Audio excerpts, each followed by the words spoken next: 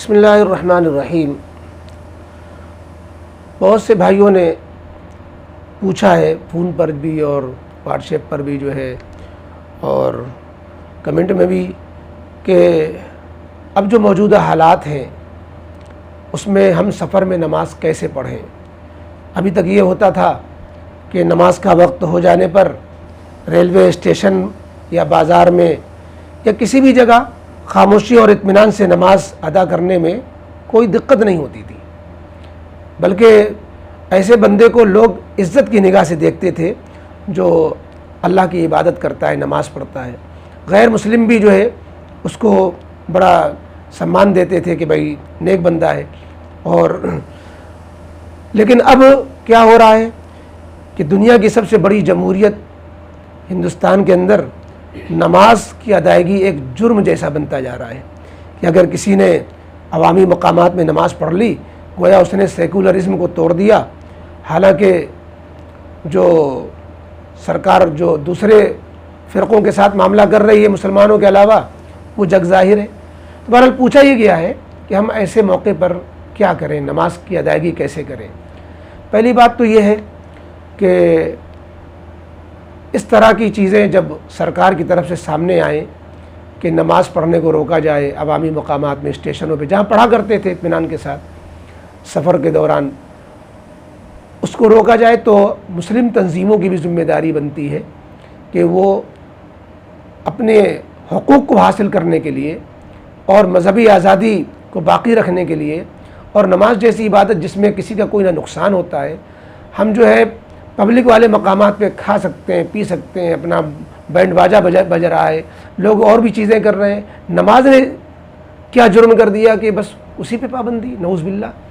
تو بہرحال یہ تو بہت افسوسناک بات ہے۔ تو مسلم تنظیموں کو چاہیے کہ وہ حکومتوں کے اس جو ہے کے خلاف جو حکومت کا یہ آرڈر ہے کہ عوامی مقامات میں نماز نہیں پڑھی جائے گی، ان کے خلاف مقدمات لڑیں اور اپنے حق حاصل کرنے کی کوشش کریں۔ دوسرے یہ کہ نماز پڑھنے کے لیے، نماز چونکہ اہم عبادت ہے اور ایک مسلمان کے لیے 5 وقت اپنے وقت پہ نماز پڑھنا ضروری ہوتا ہے، اور تو ایسے جگہوں میں نماز پڑھنے کے لیے اولاً موقع محل دیکھیں، وہاں جو آس پاس لوگ ہیں ان کو اعتماد میں لے کر کے اور ان کے ذریعے سے نماز پڑھنے کی کوشش اگر کامیاب ہوتی نظر آتی ہے تو نماز پڑھ لیں۔ مثلاً ٹرین کے اندر ہے، آپ کی جو اپنی جو ہے سیٹیں ہیں اور وہاں ان سے کہا کہ بھائی ہم نماز پڑھ لیں، کوئی دقت تو نہیں آپ لوگوں کو، تو وہ نماز پڑھنے کے لیے کہہ دیتے ہیں تو انشاءاللہ اس میں کوئی مسئلہ نہیں پیدا ہوگا۔ لیکن اگر آپ یہ محسوس کرتے ہیں کہ واقعتاً ہمارے نماز پڑھنے سے کوئی دائیں بائیں ایسا شخص نظر آ رہا ہے جس سے یہ قوی خطرہ گمان غالب ہے کہ یہ ہماری تصویر لے گا، فوٹو لے گا، ویڈیو بنائے گا اور پھر ہم شاید قید کر لیے جائیں یا ہم مصیبت میں پڑ جائیں، تو ایسی صورت میں جیسا کہ اور بھی مفتیان کرام نے یہ بات فرمائی ہے اور ہتھورا سے شیخ الحدیث مفتی عبید اللہ صاحب نے ایسے ہی حالات کے لیے ان لوگوں کے لیے کہا ہے، اگرچہ بعض لوگوں نے اس پر بڑی تنقیدیں بھی کی، لیکن حقیقت میں وہ بات ایسے ہی موقعوں کے لیے ہے کہ جب موقع محل ایسا بن جائے کہ نماز پڑھنا ہمارے لیے قوی خطرہ اور جو ہے گمان غالب کے اعتبار سے نقصان کا اندیشہ رکھتی ہو نماز پڑھنا، تو نماز کو اس وقت چھوڑ دیا جائے گا۔ پھر اس میں اور بھی شکلیں بنتی ہیں کہ اگر کھڑے ہو کر نماز پڑھنے میں فتنہ نظر آ رہا ہے، یعنی یہ کہ دشمن اس کو استعمال کر سکتا ہے، تو ہم بیٹھ کر اگر اشارے سے نماز پڑھیں تو کیا یہ کر لینا چاہیے؟ ظاہر ہے کہ ایسے موقع پر تو یہی کر لیں کہ بیٹھ کر اشارے سے اپنی سیٹ پر نماز پڑھ لیں، لیکن ایسی نماز دہرانی پڑے گی۔ مفتی سعید صاحب پالن پوری کی ویڈیو میں موجود ہے کہ جو شخص قیام پر قادر ہے، ہوائی جہاز میں ہو، ٹرین میں ہو، وہ اگر بیٹھ کر نماز پڑھے گا تو اس کو اپنی نماز بعد میں دہرانا پڑے گی۔ لہذا ہم لوگ جو سفر میں جاتے ہیں تو سفر میں موقع محل دیکھ لیں، اولاً تو یہ کوشش کریں کہ اگر وقت ہو گیا ہے یہ وقت تو وہ اپنے نماز پڑھ کر کے چلیں، یا اگر نماز اگر وقت میں اتنی زیادہ گنجائش ہے کہ ہم اپنی جگہ پہنچ کر کے اپنی نماز پڑھ سکتے ہیں، قضا نہیں ہوگی تو آخر وقت میں پڑھیں، کیونکہ نماز کا وقت چند منٹ کا تو ہوتا نہیں، گھنٹوں پہ ہوتا ہے۔